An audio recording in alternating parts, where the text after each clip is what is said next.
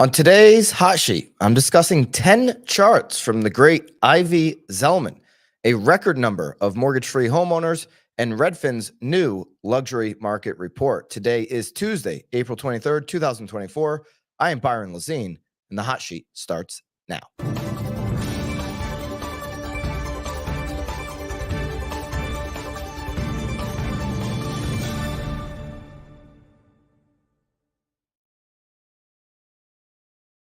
Good morning. Welcome into the hot sheet today, live from Scottsdale, Arizona. Let me know in the live chat which market you are tuning in from today as we kick off here 6:30 Mountain Time in the West and 9:30 on Eastern Time. We've got a lot to unpack. Be on the lookout here on this channel in particular as the week moves on. Today, obviously, we'll have a new Real Word podcast that I'll be recording just moments after the hot sheet. But also be on the lookout for a bombshell interview. It's all I'm going to say, okay? Using the word bombshell for a reason. I think of a very unique interview to bring to all of you. So make sure you're subscribed here to the channel. Hit the notification bell that could drop at any time starting tomorrow. All right, jumping into Ivy Zelman, there's an article in Business Insider recently released featuring insights from analyst Ivy Zelman herself. If you've heard me speak about Ivy Zelman, you know how I feel about her. She's one of the most brilliant analysts in real estate. She predicted the housing crash, one of like a handful of people, like her and the guy from the movie The Big Short were the two that predicted this housing crash. I'll give it up to the Oracle, Steve Harney, RIP Steve Harney, obviously predicted it as well. But there was a handful of those that were able to predict it. Ivy Zelman saw this coming before anybody. So anytime she releases data or speaks, we should be listening. These 10 charts, which are all going to be available for BAMX members. If you're not into BAMX yet, use code HOT to get 10% off. All of these charts will be uploaded today. You'll be able to access them immediately after the hot sheet. They dissect the complexities of the U.S. housing market, highlighting the resilience despite high mortgage rates and low affordability, alongside projections for home price growth and shifts in rental inventory. So let's first start with home prices as Ivy Zelman sees them. And here we go. Expecting positive but below average price growth. So this is a projection forward. As you see in 2023, according to Zelman Associates data, we had a 5.7% change in year-end existing home price on the index. Okay, great. What are we looking at moving forward? 2.2% this year, 2.3 in 25, and 3.1 in 26. This would be modest growth. These would be the lowest numbers that we've had in the last 14 years. This chart goes back to 2012. Okay. So really modest growth, but still positive gains across the country, according to Zelman. Tight inventory has benefited from home prices. So right now we're looking at total single family inventory in the thousands on the bottom of this chart. Well below at any point going. I mean, this goes back to the 80s.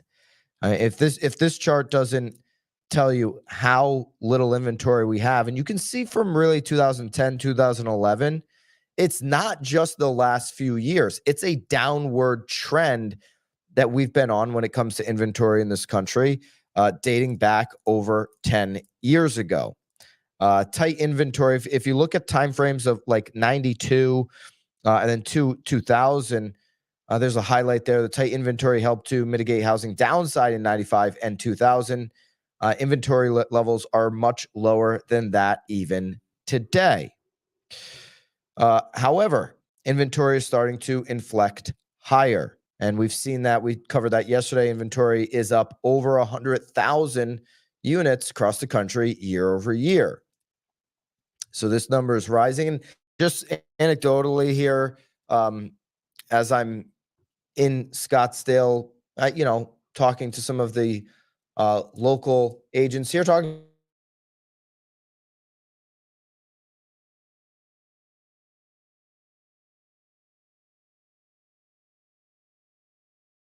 And Sanford's here from EXP. You've got the new Remax, Amy, the new Remax CEO is here. Just who I've seen, Mauricio is here. You've got some of the big portal people, Rich Barton, right? And so, and along with them, there's a lot of folks that are running brokerages, different parts across the country, just highlighting a few names there.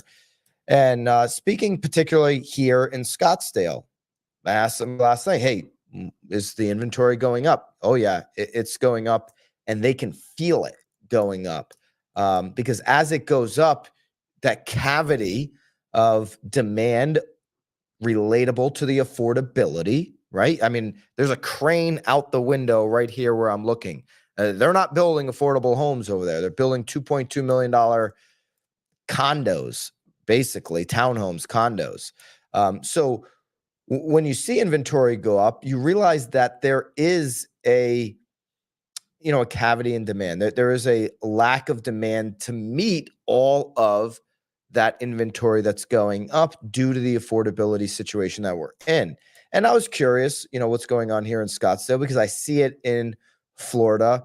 One of the Scottsdale agents last night said, "Well, it's not Austin, Texas, but it is going up, and they feel it." So different parts of the country, depending on where you are, you're going to feel this shift. Some areas aren't feeling it yet. My prediction, based on where the economy is, you'll start to feel it moving forward over the next 12 months. It won't feel anything like this time frame here, 2006, 7, 8. I'm like, it's not even going to be close to that. But just based on the last 3 years, you're going to see inventory tick up, and you'll be able to feel that versus what you felt in the market the last few years. Expecting slow rebound in existing home sales. So existing home sales this year, expecting a 6% increase. Now, March was down. We covered that yesterday from NAR's existing home sales. March was down from February. March was down year over year. So to see a 6% gain, we're going to need to pick sales up here moving into the latter half of the spring market and into the summer and into the end of the year. We'll need to see sales pick up for this projection from Zelman to be accurate. 6% up on existing home sales based off where we were last year would be a bounce off of the bottom, but not a significant year if you look out in years past. 8% in 25 and 6% in 26. Those years compound over each other. So we'll take what we can get there on total sale flow. And again, these are just projections from Ivy Zelman and her staff, one of the most brilliant in the marketplace. Divergence between NAH, NHS, and EHS, unsustainable. So year over year change in home sales, new home sales versus existing home sales. So this is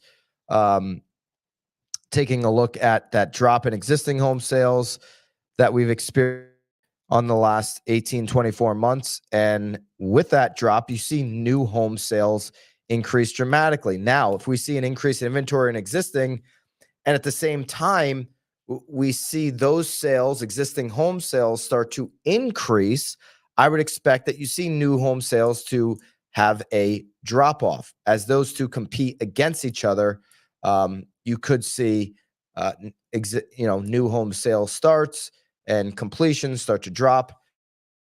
Sales there.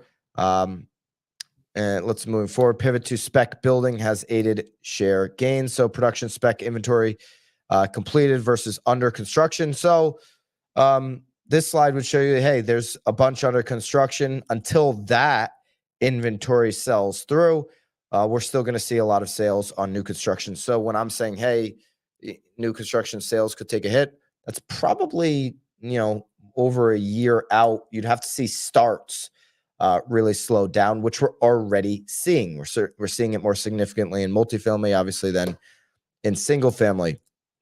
Single family volume to grind higher.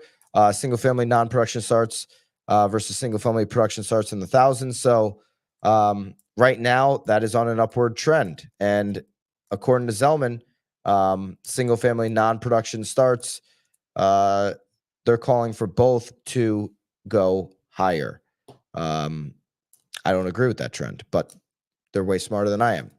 Focus should be on total supply, including single family residential. So single family for sale listings versus for rent listings. There's a lot of talk right now, single family for rent listings. That number keeps going higher while apartment rent in particular is cooling. So there's some thoughts that, hey, investors, as inventory increases, are going to want to come back in and be purchasers of single family rent because they're getting a better return over there. All right, that's your update on some of the Ivy Zelman charts. You can get those inside of BAMX for members. I want to move over to a Resi Club piece. This is covering the number of mortgage-free homeowners. So we're at a record high for mortgage-free homeowners. 38.5% of U.S. homeowners are mortgage-free. And this is during the fastest reserve rate hiking cycle in 4 decades. So 4 out of 10 homeowners do not have a mortgage. So 4 out of 10, another way to look at that, 4 out of 10 homeowners have the flexibility of making a move if their life dictates it. They're not constricted by what's happening with mortgage rates. 96% of U.S. mortgage debt right now is fixed. So for the 6 out of 10 U.S. homeowners that have a mortgage, 96% of them are fixed rate, which is good. And a lot different from the great financial crisis, of course. Payments won't adjust with these fluctuations in the rate. So if they're locked in, which is also locking up the inventory, their payments are not going to go up. This also insulates homeowners from these immediate impacts.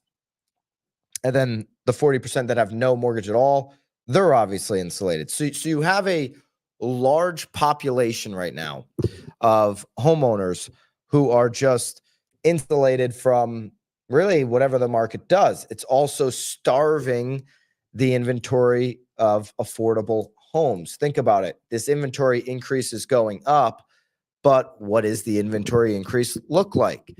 I mean, when I look around and I point back out to this window and I see the crane and I see all of the units that they're building over 2 million, it's like, okay, well, that's meeting the demand of the luxury home buyer. That there's plenty of options for the luxury home buyer across this country. I promise you that.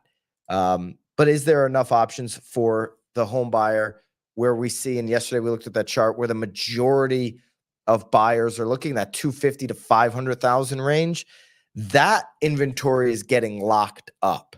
That's why we're going to continue to see inventory increase over the next year, because that inventory, while it remains locked up, some of these higher priced homes are going to come on the market. And if there's not enough demand to meet those, there's simply not enough buyers out there at those price ranges, they'll start to collect more time on the market. Right now, this is a look going back all the way to 2010 on mortgage-free homeowners. It's increased every single year since 2010, topping out at 38.5%.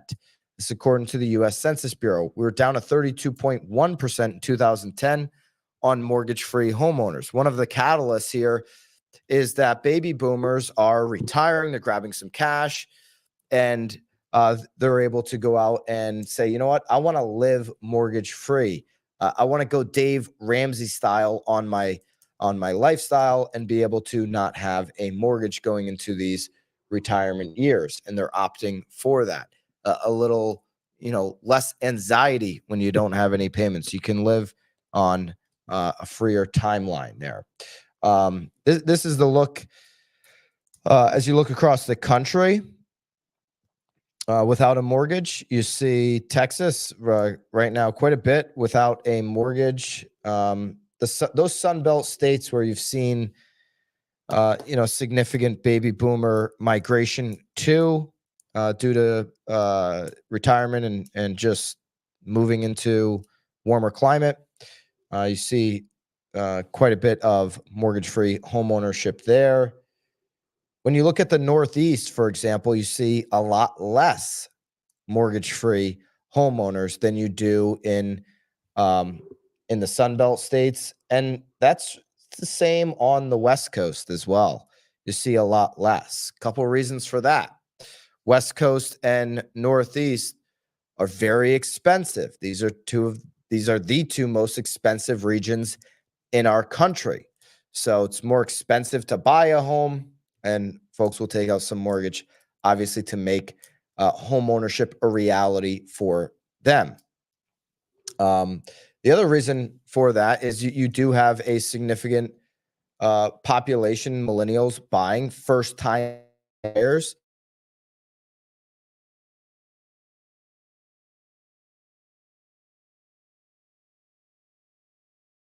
competing for these homes, first time home buyers competing for these homes. Oftentimes, first time home buyers obviously will take out a mortgage. Um, Increase over time, going from 32 to 38%. Again, this is a baby boomer effect. The aging population, particularly large baby boomer generation entering retirement, is the most significant increase. Top states, just going into some of the top states there outside of the Sun Belt, would be West Virginia, where 53.3% don't have a mortgage. Mississippi, 50% are mortgage free. Outside of the Northeast, you have Maryland. I guess some people put Northeast in the or Maryland in the Northeast category. I particularly don't, but I guess there's an argument to be made that they could be 28.2%. They're on the lower end. Colorado in the West region, obviously on the lower end as well, 29.8%. Texas has 18 counties ranking among the top 50 for mortgage-free homeowners. So Texas, way to go there, not having a mortgage. Becomes harder for folks to realize the dream of mortgage-free home ownership when you get into the luxury home price range. Of course, there are many folks that do have a mortgage-free luxury home. And right now, luxury homes have hit the record high in home prices. The median home price of U.S. luxury homes hit a record $1.225 million in the first quarter of 2024. That's an 8.7% increase from the previous year. This is one of the things I didn't really foresee coming. I thought luxury homes would last year, as the interest rates ticked up, start to accumulate days on market. Looking back in the last 12 months, these were the price ranges that actually had a significant amount of interest, pushing prices up higher. Now, I'll probably be right looking forward over the next 12 months because we're seeing that in some of these luxury markets. The Gulf Coast of Florida that I've mentioned quite a bit. Here in Scottsdale, you're saying, luxury has completely shifted in this market. So you might see this finally take hold over the next 12 months. The economy seems a little less certain right now. We're going into an election year. For these reasons, things should tighten up, and you might see more days on market for luxury homes, which could flatten the prices there. But an 8.7% increase over the previous year is outstanding growth for the luxury home sector. Slower price growth for non-luxury, 4.6%, according to Redfin, at the median 345,000, but also that being a record high. Now, they have a definition there for luxury and non-luxury per the markets. Redfin's analysis categorized homes into luxury and non-luxury tiers based on estimated market values in that particular market. Luxury homes are in the top 5% of their respective metro area. So the most expensive homes in a metro area, while non-luxury homes are in the 35th to 65th percentile. Okay, sales of luxury homes rose 2.1% year over year in the first quarter, first increase since 2021. Meanwhile, non-luxury home sales, this total sales, decreased 4.2% year over year. So you're now starting to see non-luxury slow down, according to Redfin. The sales have certainly slowed down there. The rising demand for luxury homes is partly driven by affluent buyers who often pay in cash. Going back to cash, 4 out of 10 buyers doing this. 46.8% of luxury homes bought during the 3 months ending February 29th being purchased in cash is up from 44.1% a year earlier. So luxury home buyers are buying in cash even more often than the total number that we just reviewed for homeowners. Let's get into some local metros. By the way, there's a surge in luxury listings. New listings of luxury homes soared 18.5% from a year earlier in the first quarter, contributing to an increase in luxury sales. However, total luxury supply remains below pre-pandemic levels. If that number continues to go up, that's when I would start to anticipate home prices could recede or even flatten or pull back. Luxury home sales. Here's the supply chart just to show you that supply of luxury home sales for sales post record increase. So year over year change of total number of homes for sale. That's a pretty big increase there, and we'll see if that impacts pricing as we move forward. All right, some of the metros with the largest increase in home sales: Providence, Rhode Island, 16.2% rise to 1.4 million. New Brunswick, New Jersey, 15% increase. Virginia Beach, 12.8% increase. That's the 1.1 million for Virginia Beach. Notable declines in luxury home prices: New York fell 9.9%. Austin, Texas fell 6.9%. Minneapolis fell 2%. Metros with the largest increase in luxury home sales. So total sales: Seattle, Austin, and San Francisco. So Austin fell in price, rose in sales, bouncing up, year over year.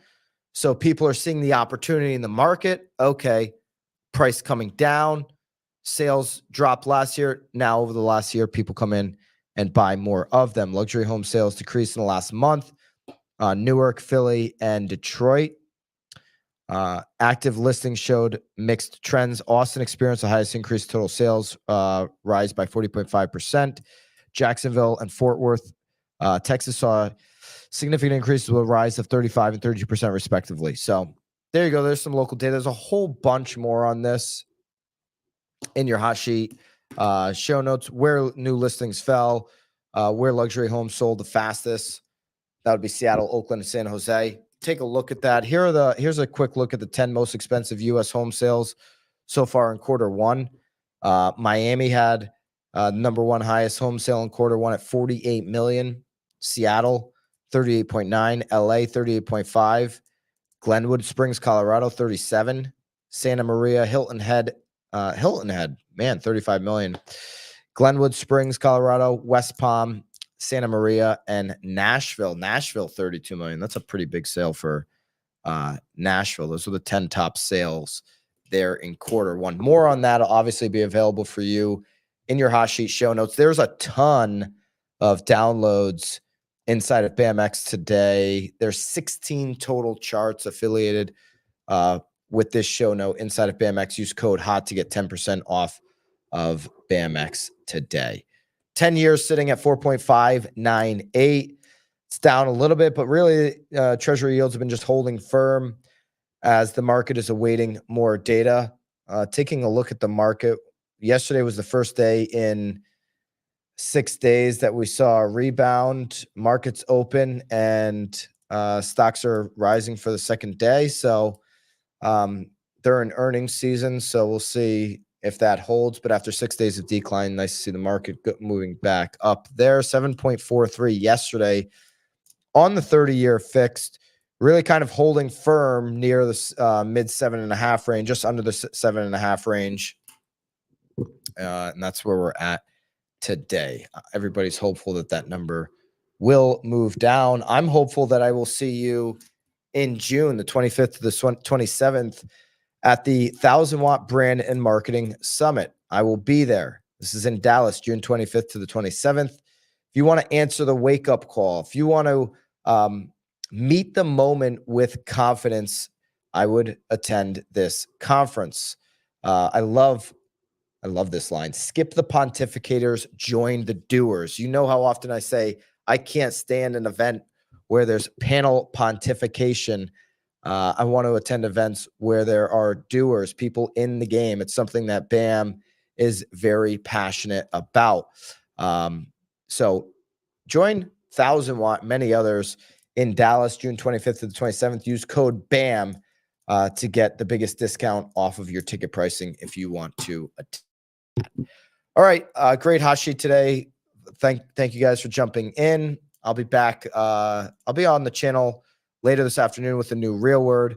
I'll be back with you guys 6:30 on the West, 9:30 on the East tomorrow, live here on my last day from Scottsdale, and hopefully tomorrow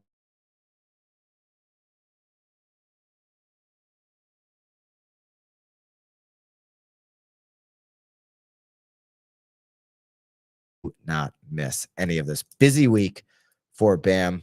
See you guys soon. Until then, toodaloo.